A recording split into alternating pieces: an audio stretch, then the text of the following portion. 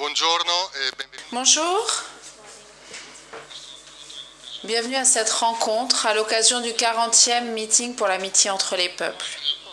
Avec Andrea Monda, qui vient d'être nommé directeur depuis quelques mois de l'Osservatore Romano, le quotidien du Saint-Siège.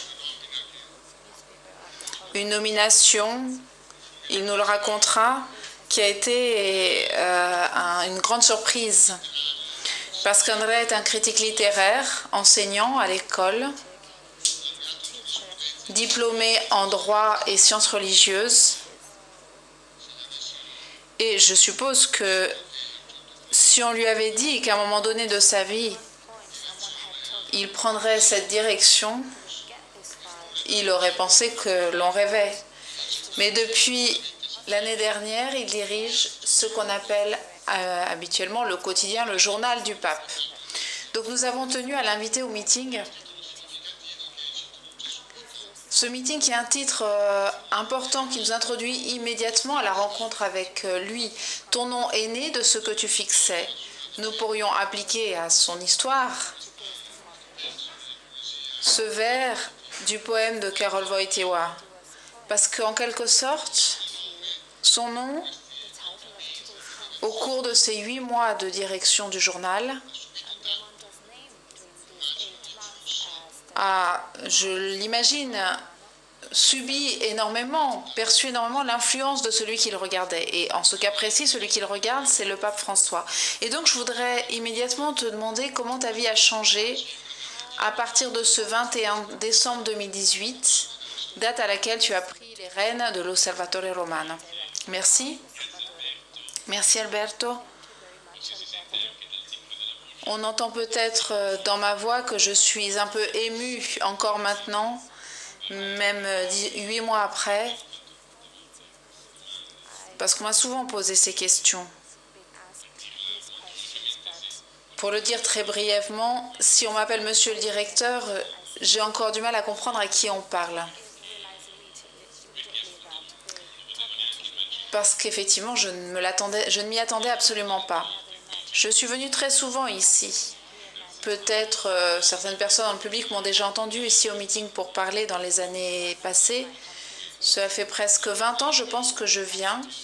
Mais en général, je viens pour parler de Tolkien, de Lewis, de Chesterton. Tu as cité ma passion pour la littérature, ou bien pour parler de la question de l'éducation. En général, je venais, je parlais, et le public était composé essentiellement de jeunes. Tout était beaucoup plus confortable.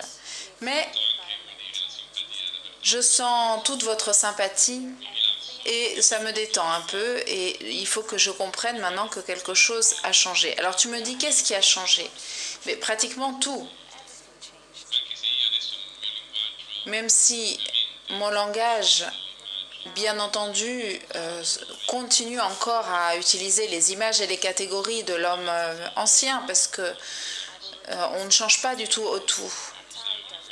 Pour utiliser une image zoologique, c'est comme les serpents lorsqu'ils font leur mue. Ils sortent de l'ancienne peau et ils remettent la nouvelle. Et moi, je suis en quelque sorte en mutation. Je suis dans cette étape-là. Le 21 décembre, j'ai signé mon contrat en tant que directeur responsable et j'ai signé mon premier numéro de l'Osservatore Romano. La veille, j'étais encore en classe et je faisais cours de religion à mes élèves. Les jeunes, vous vous souvenez que les méditations du chemin de croix en 2018 par le pape François au Colossée ont été écrites par ses élèves. Oui, je dois dire que ça a été la plus belle expérience. Avec le recul, maintenant, on dirait que c'est la floraison, en quelque sorte, l'éclosion. C'est l'une des grandes surprises du pape François. Oui, l'une des grandes surprises d'un pape qui nous surprend constamment. Ça a été une très belle expérience parce que ces textes écrits exclusivement par les jeunes ont été vraiment un don parce que je les ai simplement accompagnés. Mais bon, si tu changes le sujet sur les jeunes, tu m'attires, je risque de passer du temps. Non, on en reste au 21 décembre 2018. Alors, J'étais dans la rédaction. On m'a pas appelé le 21 l'après-midi, un petit peu avant, mais on m'a appelé un petit peu avant et j'ai vécu une expérience très particulière. Parce que pendant plusieurs semaines, la condition de ceux qui allaient à l'école et faisaient leur travail, j'étais dans cette condition de ceux qui vont à l'école et qui ont la tête ailleurs, parce que j'avais eu cette proposition, mon nom avait été accepté, j'avais accepté, et donc il semblait que chaque jour pouvait être le début, que d'un moment à l'autre, cela allait se faire. Et donc là, j'ai commencé à comprendre qu'au Vatican, le temps est très relatif. On est face à l'éternité, donc le temps, disons qu'il a certaines marges. Parce qu'on m'avait dit, alors je vais citer les noms, le préfet du dicaster de la communication, Paolo Goffini, que vous connaissez tous, ils sont tous évêques ou cardinaux, les préfets. Donc c'est quelqu'un de très, très intéressant, très bien. Il m'appelle et il me dit, il faut que je propose un nom parce que le pape veut un nouveau directeur de l'Osservatore Romano. Et j'ai pensé à toi, qu'est-ce que tu en penses? Et moi je dis, non mais tu es fou. Ça va? Tu as un problème? Tu es sûr que tu vas bien? Oui, oui, oui, je vais très, oui, je suis fou. Bon alors, ok. Il me dit, Paolo, je lui dis, écoute Paolo, tu sais très bien que je ne suis pas à la hauteur, tu sais très bien ce que je fais. Lui, il me connaissait depuis l'an 2000. On a imaginé un programme qui s'appelait Bonjour professeur à la télévision italienne. Donc il y avait de la sympathie, de l'estime. Donc il comptait sur moi. Je lui ai dit, écoute, Paolo, je ne suis vraiment pas capable. Et il a dit, moi non plus, je ne suis pas capable d'être préfet. Et Saint-Pierre non plus n'est pas capable. Je dis, bon, bah alors, si personne n'est capable, je me rends. Alors moi aussi, je m'unis à cette file. Et pendant que je parlais, je sentais en moi deux voix. L'une qui disait, comment est-ce que je peux dire oui? Parce qu'il faut être honnête, c'est une folie, une aventure incroyable. Et en moi, je pense aussi à tout ce que je quittais, tout ce que j'allais perdre. L'enseignement, le rapport avec les jeunes, la belle vie à l'école, dans l'enseignement. Et il y avait une voix en moi qui disait en même temps, mais comment est-ce que je peux dire non? Et donc j'ai vécu cette expérience très étrange d'être à l'école, de faire mon travail jusqu'au bout, d'être avec les jeunes. Je vais raconter une anecdote peut-être qui m'émeut encore jusqu'aux larmes en y pensant. Donc je reçois ce coup de téléphone, je reçois cette proposition et je dis ok, tu peux donner mon nom au Saint-Père et que Dieu vienne à mon aide. Le lendemain, je vais à l'école.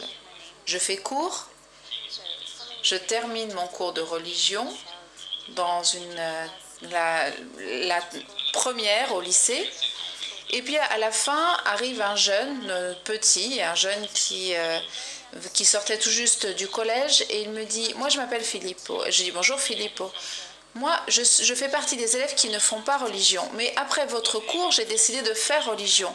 Vous allez rester avec nous pendant ces 5 années, n'est-ce pas? Ces 5 années de lycée. Alors je me suis dit, mais enfoiré, qui t'a envoyé ici? J'étais sur le point de pleurer, je vous assure, parce que j'ai bien commencé mon travail. J'ai dû mentir, j'ai dit oui. Tu étais en compagnie aussi de celui que tu as cité avant, Pierre. Oui, exactement, comme lui, j'ai renié tout de suite. Donc pour ça, pour souligner un peu le déchirement, la difficulté. On peut croire que c'est un prestige, un honneur, bien sûr, tout ça c'est vrai, je suis très heureux. Mais j'ai entrepris un chemin totalement nouveau, une aventure dont je n'avais aucune idée, je n'en savais vraiment rien, et je laissais quelque chose que je connaissais très bien. Pendant 18 ans, j'ai enseigné, j'ai écrit des livres là-dessus.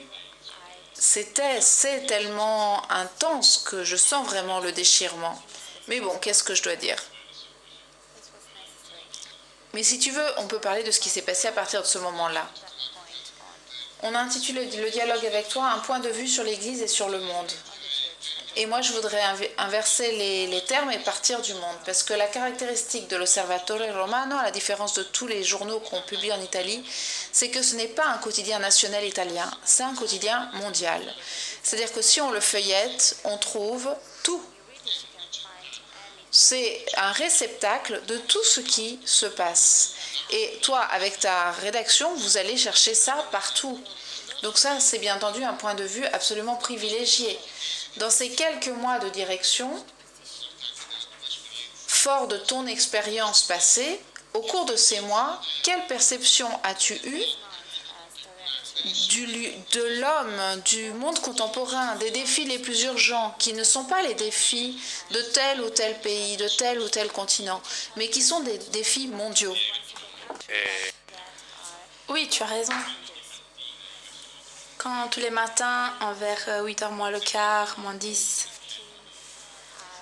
je traverse le couloir de Sant'Anna et je entre dans le plus petit état du monde, j'entre d'un nouveau monde, d'un nouvel état. C'est une porte d'accès au monde entier. L'Osservatore Romano est un journal, un quotidien catholique et ce n'est pas un quotidien italien. Je suis à quelques mois du Vatican, mais il y a une grande différence parce que dans le Vatican,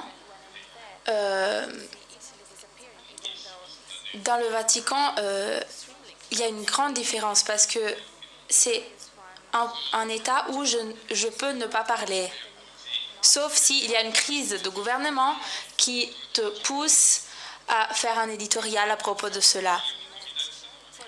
Les coïncidences, oui, étaient incroyables. Est-ce que vous allez dire à Salvini ou à Conte de parler quelque chose? Parce que je n'ai jamais écrit directement sur l'Italie. Parce que je peux me permettre de ne pas parler de l'Italie.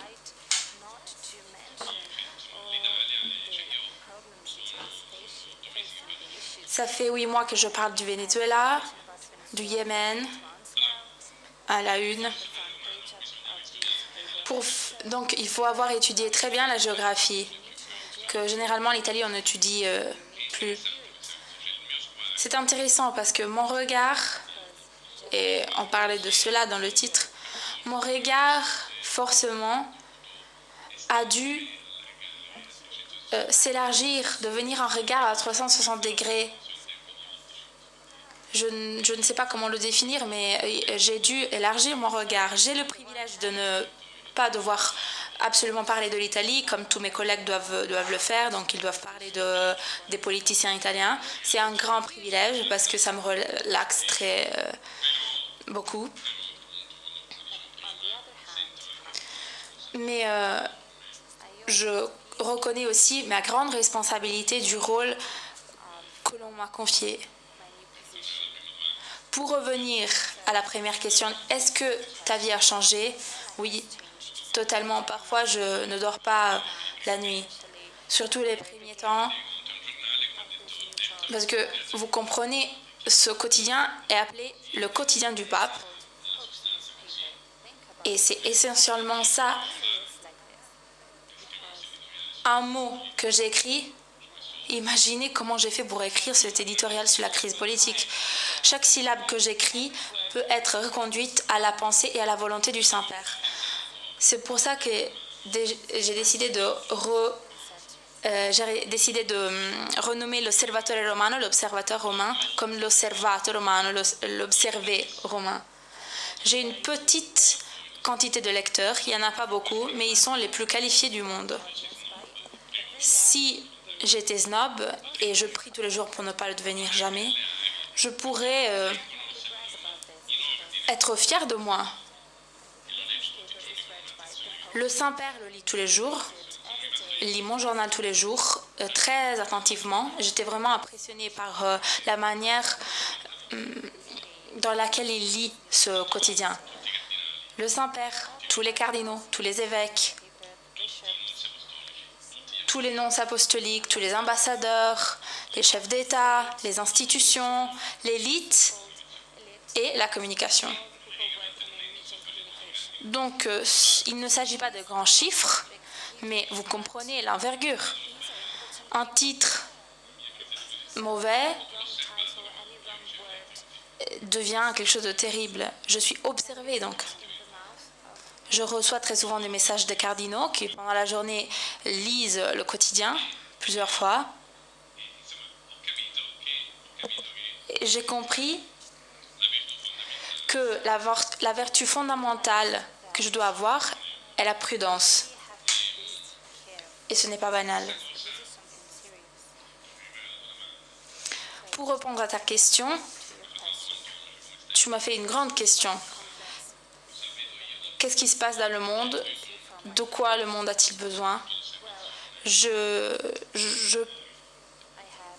peux avoir un point de vue extraordinaire. Au début, j'ai apprécié sur ma peau la pars destruens, c'est-à-dire mon travail à l'Osservatore Romane a démoli tous mes schémas, tous mes automatismes et préjugés sur le monde. Jusqu'au jour précédent de ma nomination, je pensais qu'à l'Italie, à Rome, je pensais un peu à l'Europe, peut-être à l'Amérique, mais ce n'est pas comme ça. Et ne pas seulement parce qu'on a une page internationale qui passe de la Patagonie à la Sibérie.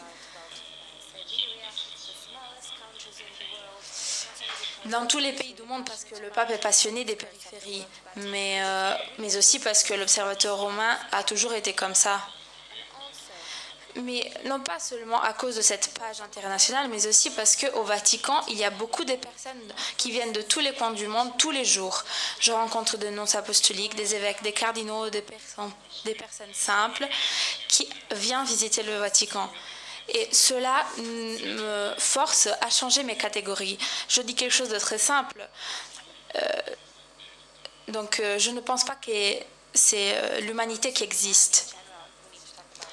C'est Albert qui existe. C'est l'homme de l'Afrique du Centre qui existe. Et chacun de ces personnes a son histoire personnelle.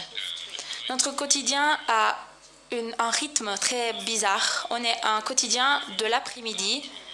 On imprime vers 16 heures. Parmi les grands quotidiens, il n'y a que Le Monde qui utilise les mêmes horaires. Normalement, en Italie, les quotidiens sont imprimés à minuit ou plus tard. Mais je reste toujours dans mon bureau parce que il y a beaucoup de personnes qui passent dans mon petit bureau. Et cela est vraiment éducatif. Ça m'apprend beaucoup de choses. Ça peut sembler très banal. On a plein de préjugés. Et la seule chose qui peut démolir notre préjugé est quand on connaît en première personne la personne ou la réalité qu'on vient de juger. Cette démolition donc arrive tous les jours et c'est le premier don que j'ai reçu quand j'étais nommée. Hier, Daniele Mencarelli, quand il a présenté son livre, il est un de tes très chers amis, il a dit « Il faut s'habituer à être baptisé par la réalité, parce que la réalité est la seule condition, le seul outil pour faire notre schéma. » Pour lui, dans son roman La Casa degli Sguardi, ça a été le seul chemin pour le salut. Quand tu as parlé, j'ai pensé à une expression de Jean Guiton qui disait « Il est raisonnable une personne qui soumet sa raison à l'expérience. » Aujourd'hui, c'est très rare, c'est difficile à trouver, parce qu'on essaye de soumettre l'expérience à une raison qui est faite de préjugés et préconceptions. Ton point de vue sur la réalité, comment t'aide-t-il à cette soumission? Parce que tous les jours, tu dois décider parmi une millier de nouvelles, de input, lequel publier. Ces expressions de Menkarel et de Jean Guiton, comment te fait réagir au flux instantané et continuel de nouvelles? Parce que le net en a beaucoup aujourd'hui. Très belle, très beau ces phrases de Daniele Mencarelli qui parle d'être baptisé par la réalité.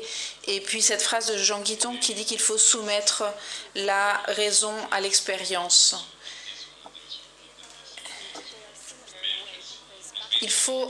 Le baptême, c'est une expérience de mort. Il faut se plonger, il faut aller sous l'eau.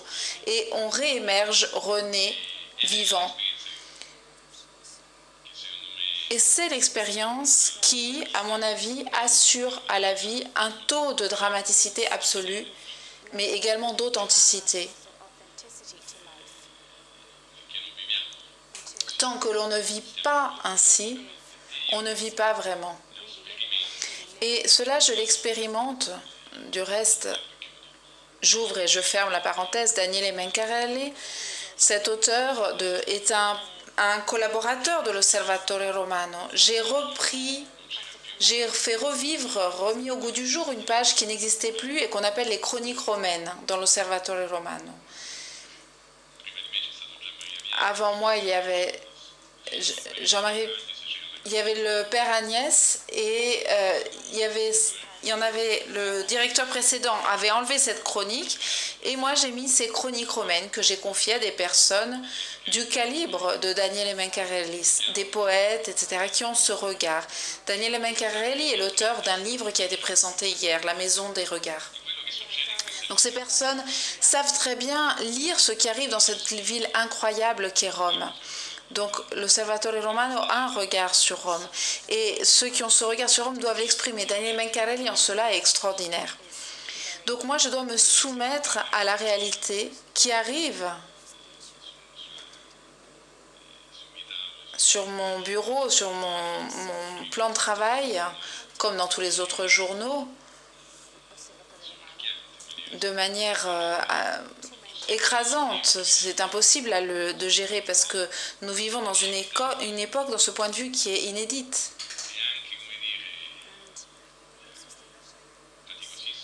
Et c'est très difficile à organiser tout cela, il faut le dire. Parce qu'il faut savoir que l'Osservatore Romano naît le 1er juillet 1861. Essayons d'imaginer ça, l'un des tout premiers journaux. L'État italien était encore en train de naître à ce moment-là. Donc, peut-être pas 100 ans, mais pour 60, 70 ans, c'était le seul moyen de communication existant pour le Vatican. À l'époque, la presse était le seul moyen de communication. Donc c'était le dominus en quelque sorte, il dominait la situation. Puis il y a eu la radio et le Vatican a été, cela arrive souvent, le Vatican est souvent aux frontières, donc avec Pie XI, le Vatican était le premier à avoir la radio, et puis ensuite la télévision, et puis dans les 30 dernières années, tout a explosé avec le net. Donc vous savez très bien que les journaux papier sont en très grande difficulté, tous, l'Osservatore Romano y compris.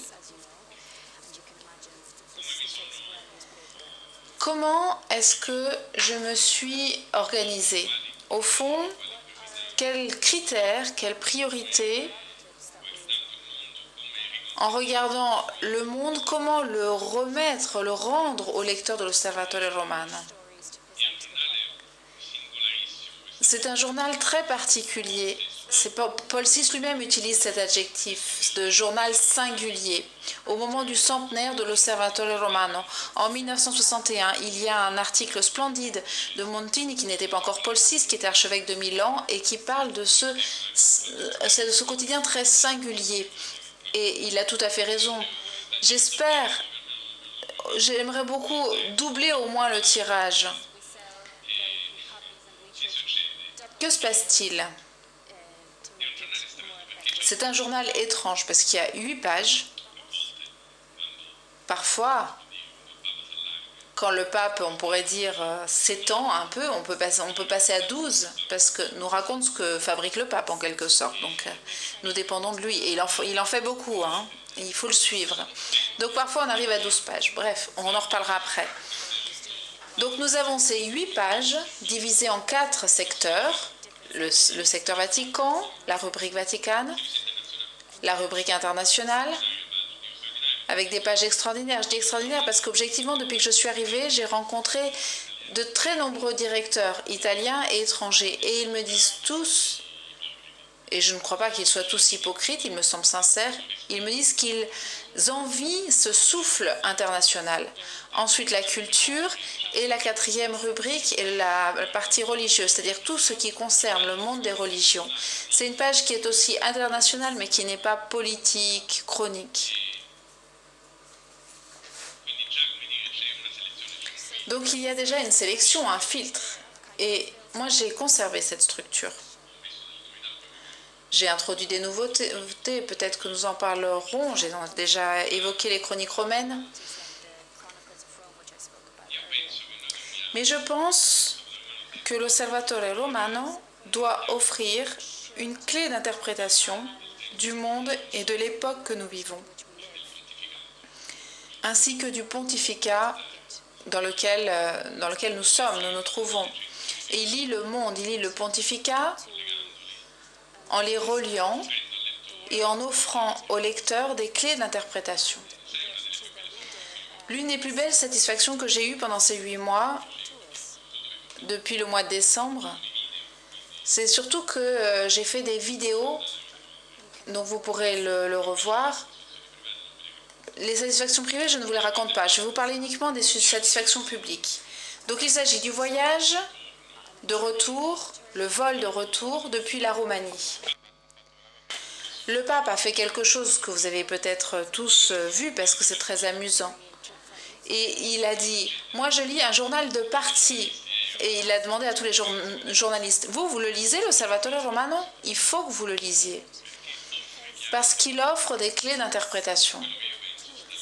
Et ce que je pense est là-dedans. Moi, j'étais derrière le pape, derrière le rideau, et j'étais émue parce que je ne vais pas tous les jours lui parler de ça. Mais il a dit exactement ce que je désirais, ce que j'essayais de faire pendant ces 8 mois. Je pense que le directeur de l'Osservatore Romano doit offrir une clé d'interprétation de ce monde dans lequel nous nous trouvons. Et je termine. J'avais tout dit, j'avais tout écrit dans le premier éditorial qui est sorti le 21 décembre. Je venais tout juste de sortir de l'école, donc vous imaginez les conditions psychologiques dans lesquelles je me trouvais. Ma vie changeait drastiquement, très rapidement, et le passage a été beaucoup plus rapide que prévu. Et on m'a dit, il faut que tu écrives l'éditorial puisque tu arrives. Donc il fallait aussi que ce soit un éditorial dans lequel je me présente. Et j'y utilise une image et je dis que l'Osservatore Romano doit faire un peu comme le suggère, comme l'indique notre maître. Nous n'en avons qu'un, c'est Jésus-Christ. Et donc j'utilise l'image des disciples d'Emmaüs. Que fait Jésus? Il rencontre ces personnes qui sont en chemin et il se met à échanger avec eux. Et il leur dit, de quoi parliez-vous? Et c'est intéressant parce que les 2 disciples savent tout de la chronique, le fait qui s'est passé ce jour-là. Jésus est mort, il a été crucifié, ils le décrivent. Le fait, l'actualité du jour, ils la connaissent, mais ils ne l'ont pas comprise, ils ne savent pas l'interpréter. Et lui leur offre une clé de lecture interprétative. Au début, il fait semblant de ne pas savoir de quoi vous parlez. Et ils lui disent, mais comment est-ce que tu peux ne pas savoir ce qui s'est passé? Alors, dans cet éditorial, j'utilisais cette image pour dire l'Osservatore Romano doit être un peu ce paysan qui ne sait pas ce qui se passe, qui entre dans les conversations des hommes. Il n'a pas peur du monde, il entre dans, il dit, de quoi parliez-vous en chemin? Qu'est-ce que vous regardez? Qu'est-ce qui touche votre cœur? Qu'est-ce qui vous fait souffrir? Pourquoi est-ce que vous êtes là? Donc, entrez dans les conversations des hommes, mais En deuxième lieu, en être un peu à l'extérieur, être un peu paysan, c'est-à-dire avoir cette capacité de regard un peu plus large, un peu plus ample, qui traverse en quelque sorte la chronique et en offre en quelque sorte le sens, la signification. Ça, c'est l'audace que j'avais promise.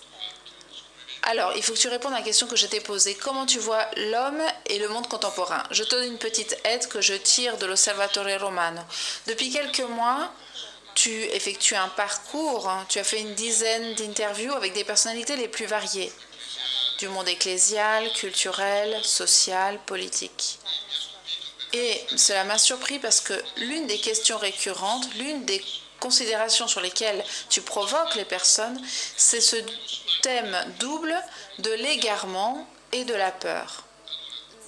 Alors, comme tu as parlé de clés d'interprétation, qui ajoutent au fait non pas une explication, mais un sens, une signification, et donc une connaissance de la réalité, de ce point de vue, ce point d'observation, qui a son originalité dans l'origine que tu viens de décrire, quels en sont les traits caractéristiques? Je t'ai parlé de cette peur et de cet égarement parce que je vois que c'est une question que tu poses de façon récurrente, presque obsessionnelle à tout le monde. Peut-être que c'est une donnée qui peut nous aider à prendre conscience de ce dont a besoin l'homme d'aujourd'hui. Oui, merci. Combien de temps on a? Je te le demande parce que c'est très beau. C'est une très belle conversation. Alors, effectivement, j'effectue beaucoup d'interviews. J'ai repris un genre littéraire journalistique qui est un peu tombé en désuétude, surtout dans l'Osservatore Romano, parce que ça fait partie de ce que je disais. Écouter les conversations des hommes, que se disent les hommes, que pensent-ils? Si on va les chatouiller, qu'est-ce qu'il en sort?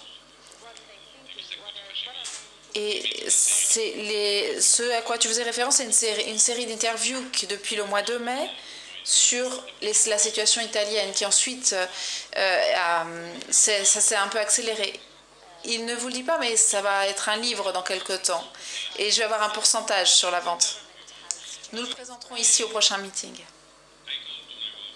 Donc tu as effectivement perçu quelque chose de très juste, l'égarement et la peur. Ici encore, peut-être il y a quelque chose de l'ancien Andrea Monda, d'avant. Parce que j'ai retrouvé, en rencontrant les adultes, ce que je voyais lorsque j'étais avec les jeunes. Et ça n'est pas surprenant. J'ai vu en quelque sorte l'origine, la source de cet égarement et de cette peur que je percevais physiquement lorsque j'enseignais aux jeunes. Donc tu donnes un jugement sur nous qui sommes adultes qui n'est pas indifférent. C'est-à-dire que nous transmettons à nos enfants la peur et l'égarement. Alors, face à cette perception claire, forte de cela, j'ai voulu enquêter, comprendre si ça n'est qu'une première impression. Et la première impression se confirme, mais je pense qu'il y a autre chose. C'est mon espoir d'ailleurs aussi. Parce que la phrase que tu m'as dite maintenant me fait penser que je le disais souvent quand j'enseignais à l'école. Vous savez que le professeur, chaque année, 2-3 fois par an, rencontre les parents des élèves. Et quand je rencontrais les parents de mes élèves, je réévaluais différemment l'élève. Je me disais, finalement, il s'en sort pas si mal. Je pensais que c'était une catastrophe, mais finalement, si je vois les parents, c'est pas si mal. Parce que effectivement, le problème, c'est qu'il y a effectivement cette donnée. Chez cet homme qui est l'homme occidental, attention, je n'arrive plus à parler comme avant. Avant, je disais nous, les hommes, l'humanité, et en fait, je parlais de nous. Et en Rome, Milan, New York, Londres.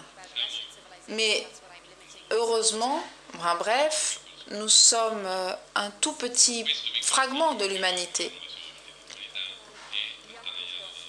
Et ce petit fragment d'humanité qui tient les rênes du monde est pris par la peur.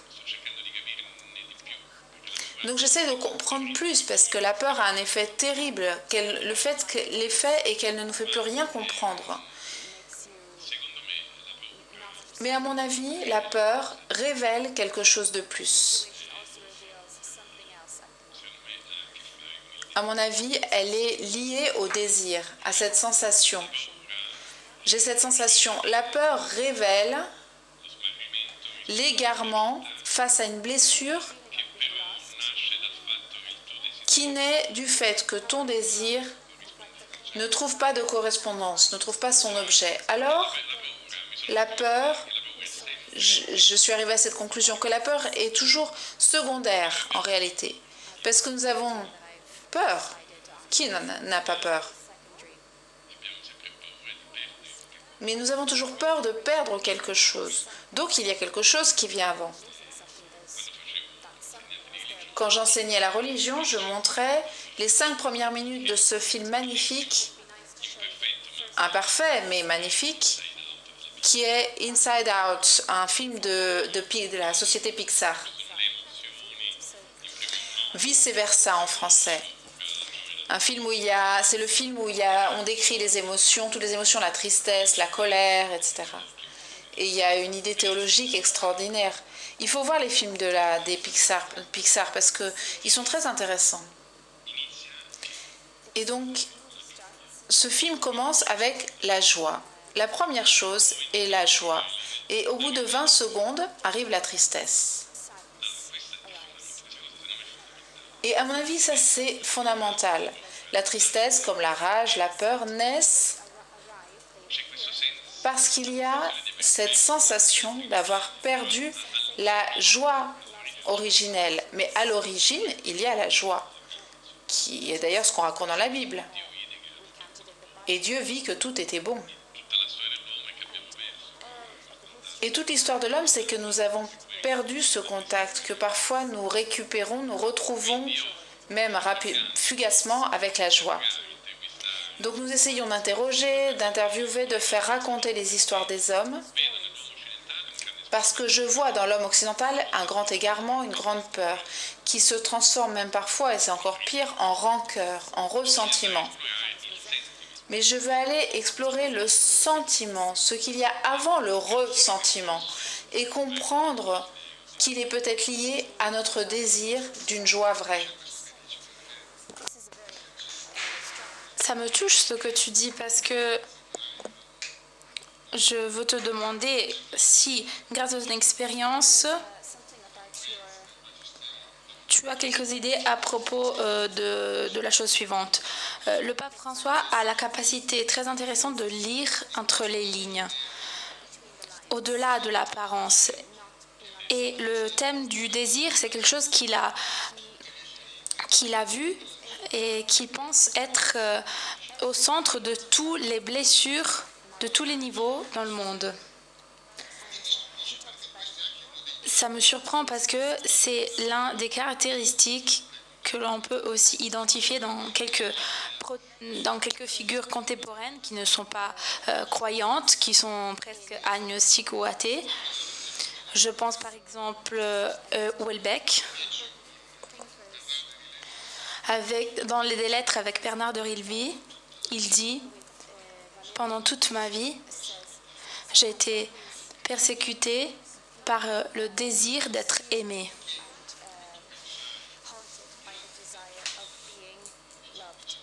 Dans ta vie précédente, tu sais que littéralement et humainement, il a tout essayé. Il est arrivé à un moment sombre qui est caractérisé par le nihilisme. Mais l'expérience lui a restitué quelque chose. Et il dit, j'ai eu ce désir toute ma vie. Ma raison me dit que ce désir est impossible. Toutefois, le désir reste. Il y a quelque chose de plus originel, plus puissant, qui mon déni, à cause de mes peurs, de mes égarements, de mes expériences, ne peut pas éliminer. De ce point de vue, je te demande, qu'est-ce qui te surprend? Qu'est-ce qui te touche de l'action du pape, qui est très proche de toi, qui le caractérise si particulièrement? Je veux te répondre, mais tout d'abord, je veux te dire que tout ce que tu as dit m'a fait un peu sentir un peu de frisson. Parce que je le partage totalement. On pourrait ouvrir un dialogue qui pourrait durer des heures. Mais en tant que directeur, c'est très beau, mais qu'est-ce que c'est mon travail quotidien? J'essaye tout d'abord d'augmenter, de renforcer à l'intérieur de notre quotidien la narration, c'est-à-dire chercher des histoires. Parce que si je laisse parler les protagonistes, par exemple, la sœur qui au Congo lutte contre Ebola ou contre le trafic des personnes, les protagonistes donc de l'histoire en général, les véritables protagonistes, si j'arrive à raconter leurs histoires sur les pages de mon quotidien, peut-être ceux qui les racontent et ceux qui les écoutent ont la possibilité de consacrer leur temps à cela. Quand quelqu'un nous raconte une histoire, le temps s'arrête. On n'est pas une machine où il faut produire beaucoup de pages. Aujourd'hui, tu as raconté sur les pages de ton quotidien l'histoire d'une des prêtres de la fraternité San Carlo Borromeo. Je ne l'ai pas fait parce que je venais au meeting. Vraiment, je ne l'ai pas fait pour ça.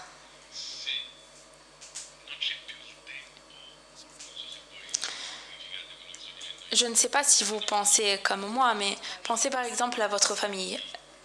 Il n'y a plus le temps pour écouter une histoire, l'histoire du grand-père, du père ou même de l'enfant plus jeune. Et si cela n'est plus possible, la créativité se bloque parce que le nihilisme, qui vient de nihil en latin, qui veut dire nihilum, il n'y a pas de fil. On est une société qui n'a plus de fil, qui est déconnectée, effilée. Et c'est ici que l'on voit l'activité du pape François, qui pense que tout est lié. Il n'y a pas l'extérieur et l'intérieur, on est tous à l'intérieur de ce drame qui est la vie. Donc il peut parler librement et il le fait avec très peu de mots et beaucoup de textes, et beaucoup de gestes, comme on le fait dans une famille. Dans une famille, le père ne parle pas et le Saint-Père, il ne parle pas. Mais je le dis en tant que directeur, il ne s'arrête jamais, il n'est jamais assis. Il est toujours en mouvement. Tu me poses une question sur le pape. Il ne faut pas me poser des questions sur le pape parce que quand tu demandes à son staff le plus proche, ne supporte pas son chef. Ne dites pas ça, hein. Ça reste un secret. Monda ne supporte pas le pape. Joli comme titre. Mais c'est clair.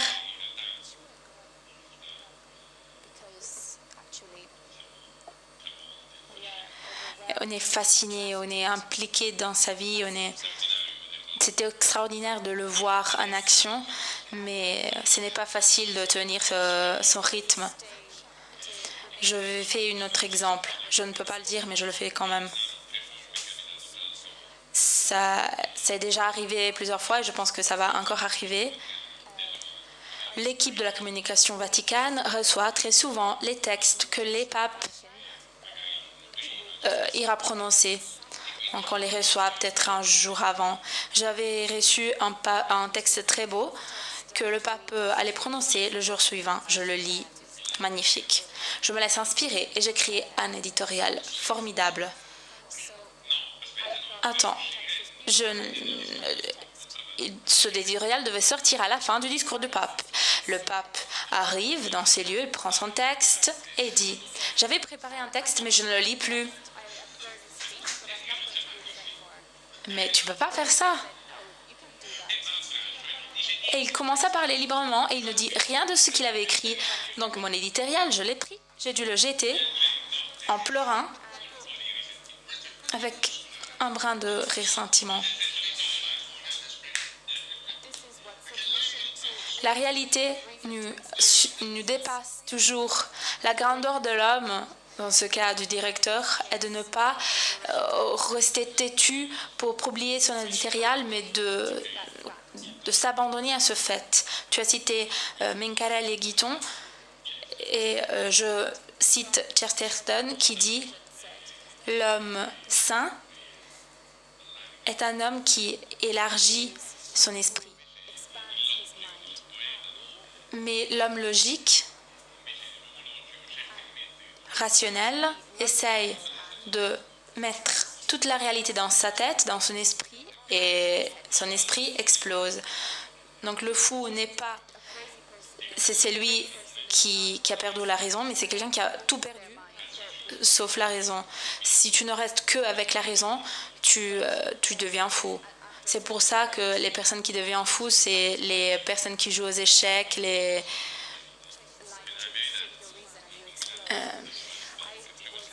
caissiers. J'ai travaillé comme caissier aussi dans une banque. Et donc, j'ai commencé à enseigner religion pour voir si je ne devenais pas fou. Donc, peut-être, oui, je devenais fou. Maintenant, j'ai changé de profession. Le pape pense que je peux bien faire mon travail de directeur, qui signifie rester longtemps à ses côtés et essayer de communiquer cette personne aux autres. Une personne qui a quelque chose d'extraordinaire.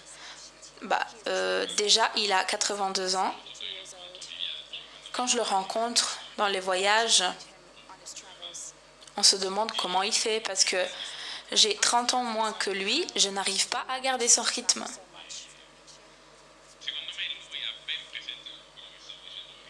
Je pense qu'il comprend très bien ce que je disais avant. Si je devais donner un adjectif au pape, je dirais qu'il est une personne urgente. C'est-à-dire il ressent, il perçoit l'urgence. Parce que notre monde vit dans une situation dramatique. Donc, il est le pape de la joie, de l'allégresse, mais cette urgence est étroitement liée. Il essaye de voir ce qu'il y a au-dessus de la surface et il arrive à toucher le cœur de toutes les personnes parce qu'il invite les personnes à s'arrêter un moment, à revoir leur histoire en lumière de ce désir qui ne cesse jamais. Et qu'est-ce que ce désir offre ? Et qu'est-ce que le pape offre pour combler ce désir ? Il offre ces gestes parce que la force de cet homme est son expérience de foi. Dans quelques jours, on va aller au Mozambique, après on va aller en Thaïlande. Je suis très enthousiaste, comme tu peux voir.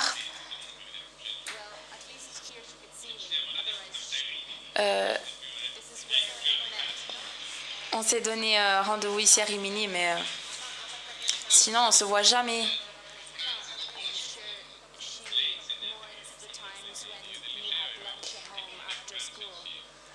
Ah non, mais pardon, ça fait très longtemps que je ne vois plus ma femme et on s'est donné rendez-vous à Rimini maintenant parce qu'après je pars en voyage avec le pape. Et parce qu'avant on se voyait après l'école et on parlait d'école. Et maintenant elle ne me voit plus qu'à la télé. Le pape a cette force, cette énergie et il est serein. Je n'aime pas trop ce mot, mais je n'arrive plus à trouver une autre maintenant. Cette sérénité naît de sa grande foi.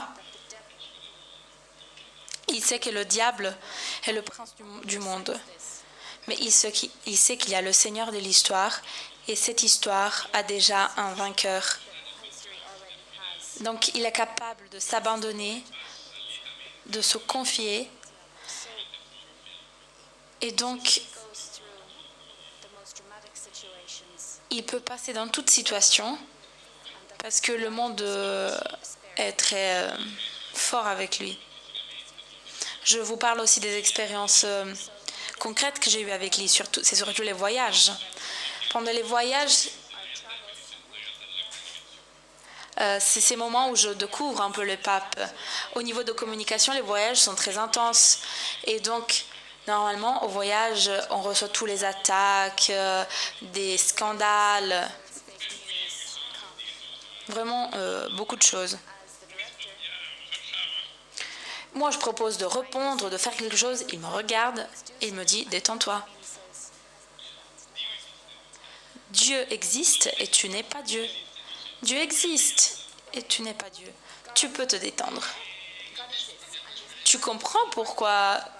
Je comprends très bien parce que c'est une expérience que je vis aussi avec le Père Caron, qui est le président de Communion et Libération.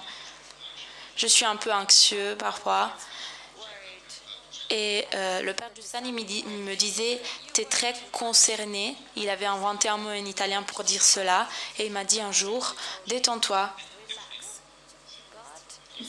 Dieu existe, le protagoniste est un autre. Cela est ce qui nous touche du pape. Je n'ajoute rien parce que c'est vraiment comme ça. Lui aussi, il invente deux mots parfois. Et je pense que c'est aussi une caractéristique des génies, des grands. Pour donner la place à la réalité, il modifie la langue.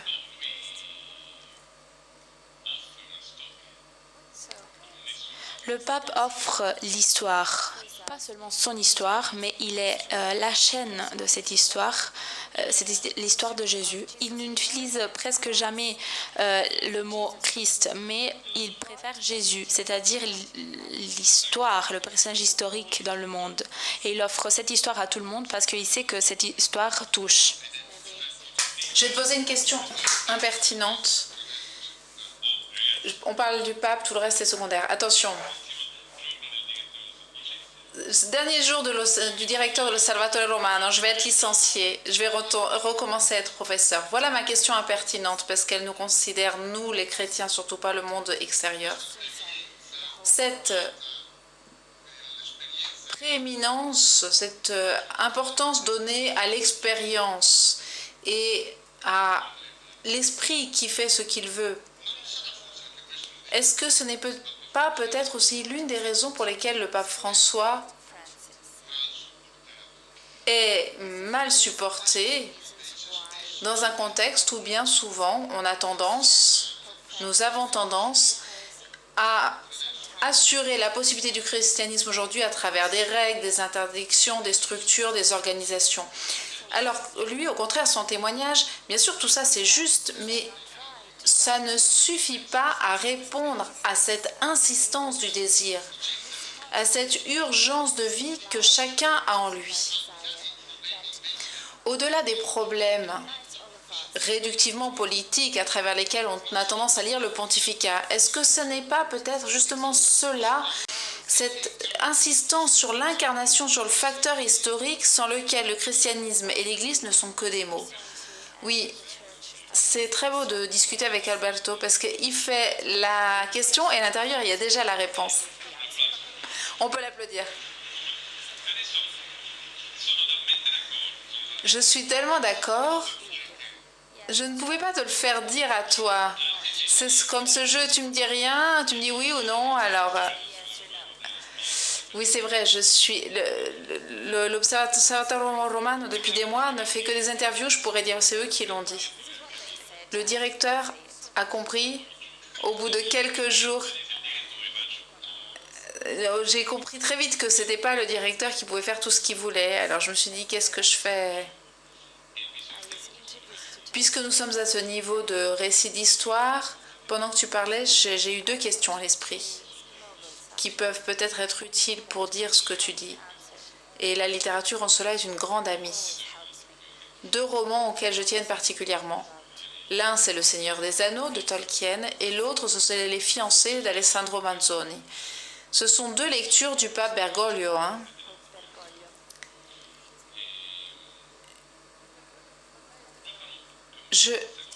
Ces deux textes disent plus ou moins la même chose. On va dire quel est leur rapport entre eux, mais tu as d'ailleurs cité Les Fiancés dans le message que tu nous as envoyé. Dans le message que le pape nous a envoyé, il a cité Les Fiancés. Nous avons d'ailleurs Lucia, ce personnage des fiancés, qui est un point lumineux et qui va au château de l'inconnu. Et là, on a le paradoxe où celui qui a peur est l'inconnu, ce personnage très effrayant. Il a beaucoup plus peur en fait que Lucia. Et Lucia ne fait que dire « Le Seigneur pardonne beaucoup ». On dirait le message du pape François dans un monde en guerre, dans un monde très troublé, turbulent parfois. Il ne fait qu'être lui-même, comme Lucia l'a fait face à l'inconnu du roman. Peut-être qu'il tremble dans son cœur, je ne sais pas, mais il ne cesse de répéter « Dieu pardonne beaucoup de choses ». C'est le message du pape François. Et tout ça, c'est l'esprit qui balaye tout, qui brouille toutes les cartes. Dans Le Seigneur des Anneaux, c'est plus ou moins la même chose. Vous savez qu'il y a les hobbits. Si vous ne saviez pas, il faut le savoir. Donc ces personnages, ces hobbits qui n'ont rien à voir dans la Terre du Milieu. La Terre du Milieu, ça celle d'être celle de l'inconnu, c'est-à-dire celle des puissants. Et la morale, c'est celle du Magnificat. Il a renversé les puissants de leur trône. Donc ces humbles, ces hobbits arrivent et partout où ils vont, ils sèment la panique. Ils brouillent les cartes. Alors, je ne voudrais pas parler trop de moi, mais ma nomination, un professeur de religion qui est nommé directeur de l'Osservatore Romano, indiqué par Paolo Ruffini, le préfet, donc un expert en communication, mais un laïc qui est dans la curie romaine, nommé par le pape, à cela correspond toute la même logique, c'est-à-dire la logique de l'outsider. Donc Lucia qui met en crise le puissant. Si le monde devient un système, c'est-à-dire que c'est seulement un ensemble de règles et de schémas, il ne se sauve pas, on ne s'en sort pas, on meurt suffoqué. Il a besoin d'une brèche, du vent de Pentecôte. Voilà, les hobbits, Lucia, peut-être moi aussi je suis un petit hobbit et je fais partie de cette histoire. Et ça m'a frappé parce que l'une des interviews que tu as fait au cours de ces mois-ci au Père Caronne, tu as mis un titre qui m'a surpris, qui était « La force déséquilibrée du christianisme ». Tu l'as tiré en quelque sorte d'une réponse de Caronne, d'une image du pape François, le déséquilibre de l'esprit. Pourquoi est-ce que cette image t'a frappé? Pour ce que tu disais tout à l'heure, oui, tu parlais tout à l'heure des règles, c'était ce que je disais avant. Moi, je suis arrivée là. Nous avons tous notre forma mentis, notre façon de penser, nos formules.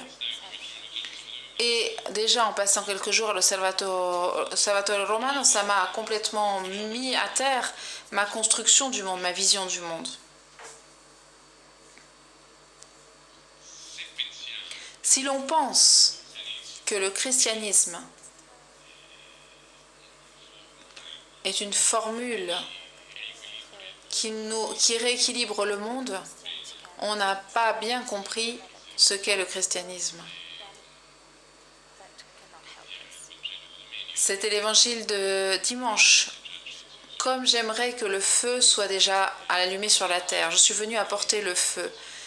Cette très belle conversation que j'ai eue avec le Père Caronne, Le titre, je l'ai tiré de ces paroles qui reprenaient une image, parce que le 9 mois dernier, le pape à Saint-Jean du Latran, en parlant au diocèse de Rome, lui, il se sent très fort, il dit de lui-même qu'il est l'évêque de Rome, il ne dit pas qu'il est le pape.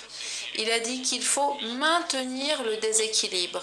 Le christianisme, c'est la manutention, la conservation du déséquilibre. C'est très beau comme formule. Il n'invente rien, le pape François. L'évangile, c'est cela. On le voit d'ailleurs à la fin qu'a connu Jésus. Il n'est pas venu pour réconcilier et pour réparer, ajuster la situation. Il est venu pour convertir. Il dit qu'il a apporté le plus grand désordre dans ce discours. Exactement, c'est ça. C'est inévitable. Des chrétiens depuis 20 siècles de christianisme, c'est inévitable qu'on soit amené à être comme ceux qui lisent la Bible comme si c'était le livre des réponses, mais c'est le livre des questions. Si nous l'utilisons comme un livre de réponses, je vais utiliser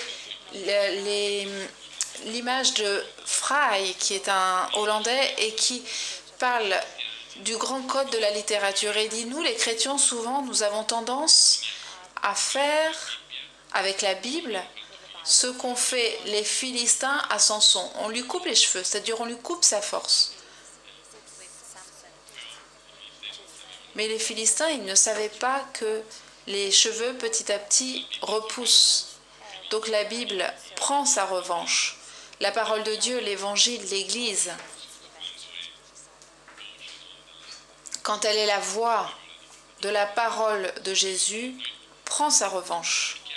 Nous essayons d'ajuster, d'adapter l'Évangile. C'est inévitable, on parle de soi. C'est mon cas, mais je pense que tout le monde le fait.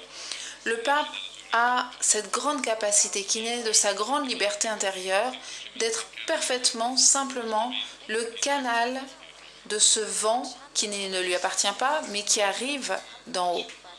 Pour conclure, dis-nous ce qu'a suscité en toi le titre du meeting, ton nom est né de ce que tu fixais, qui est un vers d'un poème de Karol Wojtyla, Saint Jean-Paul II, dédié à Véronique. C'est magnifique.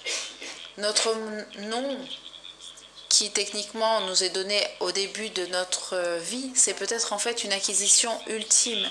Et nous le conquérons ou nous le recevons de ce que nous fixons, c'est-à-dire ce vers quoi nous nous dirigeons, ce vers quoi notre vie tend, ce qui nous donnera notre nom. Ça m'a fait penser à une observation de Flannery O'Connor, cette grande écrivain américaine, qui dit « Nous devenons ce que nous voyons ». Je le sentais beaucoup cela, je le disais beaucoup aux étudiants parce que c'est une grande force éducative. Nous devenons ce que nous voyons. Alors,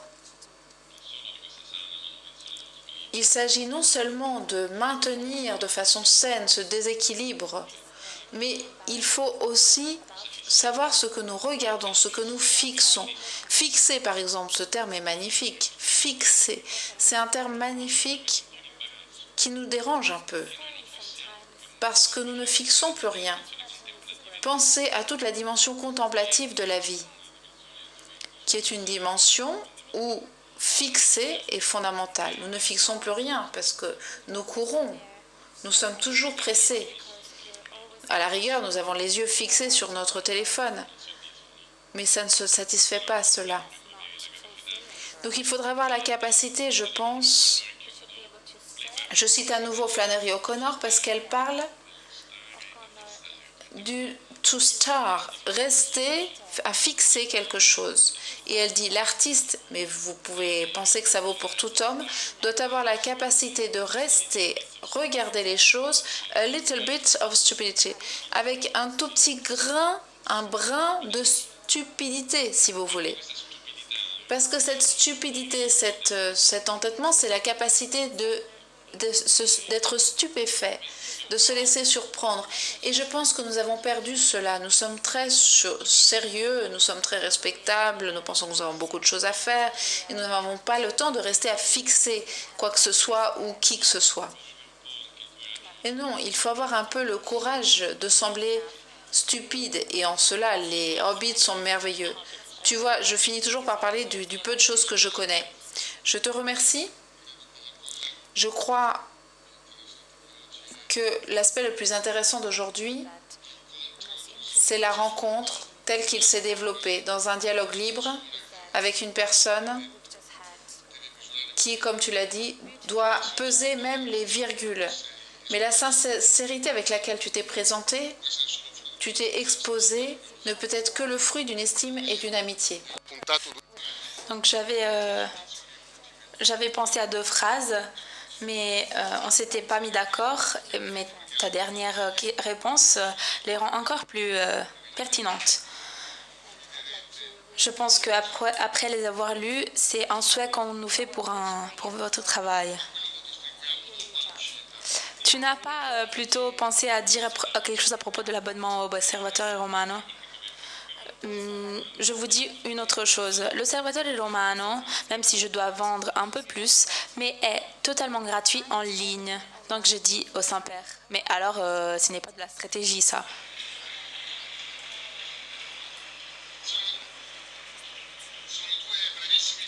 Ces 2 phrases très simples de 2 personnes qui nous montrent une familiarité, même si on ne s'est jamais rencontré, qui peut être le résultat d'une expérience commune de la foi et du facteur humain.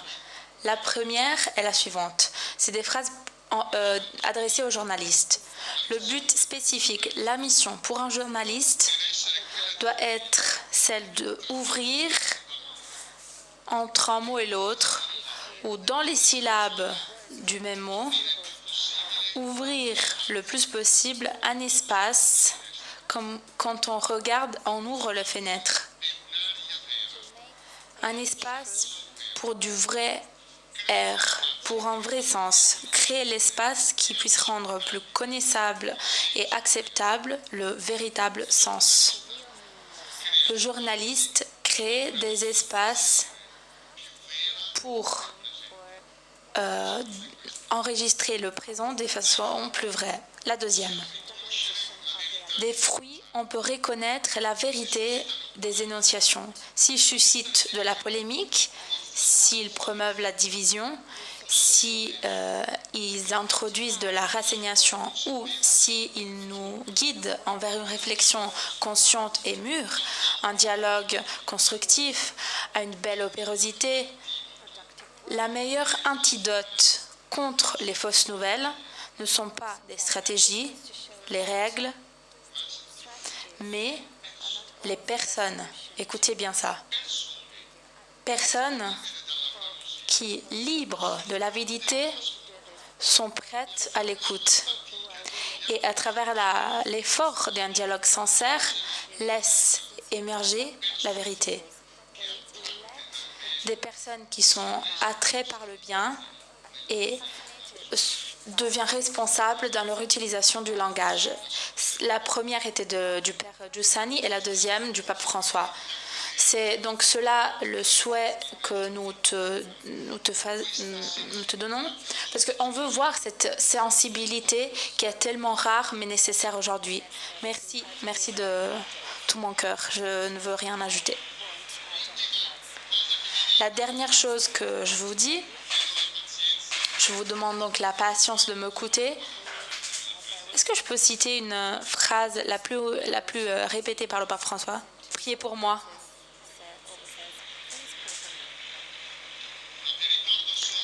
Je vous rappelle juste que dans le parc des expositions, vous pourrez trouver des kiosques avec un code rouge où il y a écrit Dona Ora. Après 40 ans de meeting, ce stand sont encore plus importants parce que tout cet événement vit et grandit grâce à la gratuité des personnes. Grâce au bénévolat des milliers de personnes qui viennent ici et qui payent pour rester ici à Rimini pendant une semaine. Cette année, pendant ces jours, on est en train de faire l'expérience de quelque chose qui arrive, qui se produit grâce à votre présence, à la présence des intervenants, des participants, des bénévoles. Beaucoup de rencontres que sans une petite contribution matérielle ne seraient pas possibles, où il ne pourrait pas être possible dans cette modalité qui nous permet d'accueillir des milliers de personnes. Donc si vous pouvez, avec votre générosité, sans regarder, sans vous préoccuper de la quantité que vous donnez, donne parce qu'on en a besoin. Merci. Merci Andrea.